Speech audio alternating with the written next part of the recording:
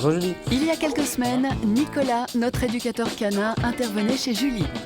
Son objectif, lui enseigner toutes les bonnes habitudes à adopter avec un chiot qui intègre la famille. Je vois qu'il y a une barrière aussi dans la cuisine. Lui interdire l'accès à certaines pièces, lui créer son propre espace, le faire manger après la famille. Toutes ces notions sont à présent intégrées.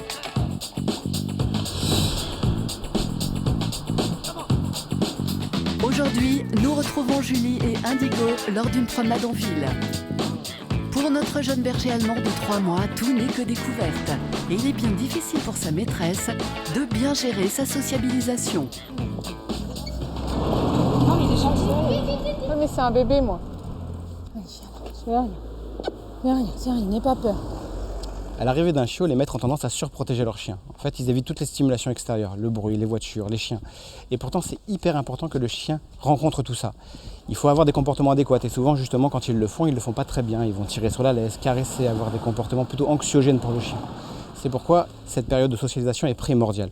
Et ben nous, en fait, on va expliquer à Julie comment faire. Bonjour Julie. Bonjour Nicolas. Alors les sorties, comment ça se passe ? Je sors un petit peu, mais je suis assez inquiète quand je croise d'autres chiens ou les voitures. Je suis vite paniquée en fait. D'accord, on va regarder ça. Le premier problème, c'est cette tenue de laisse. On va travailler dessus, à pied au pied. On ne peut pas marcher avec son chien tendu comme ça. La laisse, c'est un cordon ombilical. De toute émotion qu'on dégage, on la passe dedans. Donc si vous êtes toujours en traction sur la laisse, en fait, la moindre angoisse que vous allez avoir, il va la ressentir.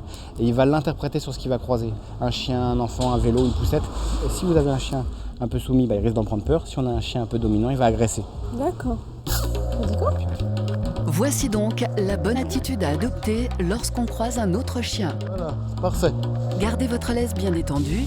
Et si vous devez rappeler votre chiot à vous, tirez un bref coup sur la laisse et relâchez tout de suite. C'est très important ce relâchement dans la laisse. Il y a un autre vecteur émotionnel en fait qu'on a beaucoup, c'est la main. Dès qu'on est mal à l'aise, on vient caresser le chien. Et pareil, on va angoisser le chien. Quand on est mal à l'aise, on ne touche jamais son chien. D'accord. On ne caresse qu'à partir du moment où on est détendu. C'est très important. Okay. Alors Julien, je vous présente Audrey et Jenko qui sont venus nous aider pour vous montrer comment le chien perçoit son environnement.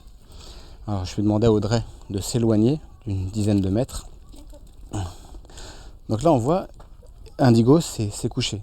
Tout bêtement parce qu'ils sont sortis en fait de son périmètre de sécurité. Les chiens ont un périmètre de sécurité moyen de 7 mètres. Et dès l'instant où le chien va rentrer dans son périmètre de sécurité, on va créer un intérêt et on va vraiment rentrer dans la socialisation. Mais si quand on les laisse jouer comme ça, l'autre il montre un peu d'agressivité. Et on va le croiser mais à 7 mètres. On va le croiser dans le périmètre mais à distance. En conclusion, ce que je voulais vous montrer, c'est que jusqu'à 3 mois et demi, il faut absolument faire rentrer dans ce fameux périmètre de sécurité un maximum de choses. Tout ce qui va percevoir, bruit, voiture, chien, moto, peu importe ce que c'est en soi, c'est de l'acquis. Si vous faites la même chose mais en le croisant à 15 mètres, ça n'a aucun intérêt, ça ne sera pas de l'acquis. En revanche, il y a bien une angoisse que le chiot peut développer à cet âge-là, celle de rester seul. Voyez d'ailleurs comment Indigo perçoit la salle de séjour. Il y a de quoi se sentir un peu perdu. Pour apprendre au chien à rester seul, on va créer des moments d'absence. Même si vous êtes là, et on peut créer ces moments d'absence, même si toute la famille est là, on va volontairement en fait l'isoler de manière à ce qu'il apprenne tout doucement à avoir des petits moments de solitude. Ça doit être un moment autant pour lui que pour vous, ça va être un moment où il peut être au calme, et pour vous, un moment de passer du temps avec vos enfants. Et pourquoi on ne le met pas tout simplement dehors et qu'on ferme la fenêtre, la porte-fenêtre ? Surtout, ce qui est important, c'est que votre chien ne vous regarde pas, parce que si jamais il vous a toujours à vue, on ne travaille pas la solitude. La durée de ce moment de solitude n'a pas vraiment d'importance. Ça peut être quelques minutes comme quelques dizaines de minutes. Ce qui est vraiment important, c'est que les maîtres le vivent bien. Le moment où on va par contre venir récupérer le chien, on doit avoir un comportement complètement neutre. Donc pas de caresse à outrance, pas de comportement qui pourrait être interprété par le chien comme exceptionnel.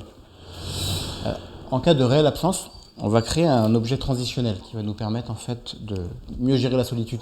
On va prendre du fromage et puis on va tartiner bien au fond. Et cet objet va être exclusivement réservé au moment où vous partez. On ne le donne jamais dans le quotidien de la maison.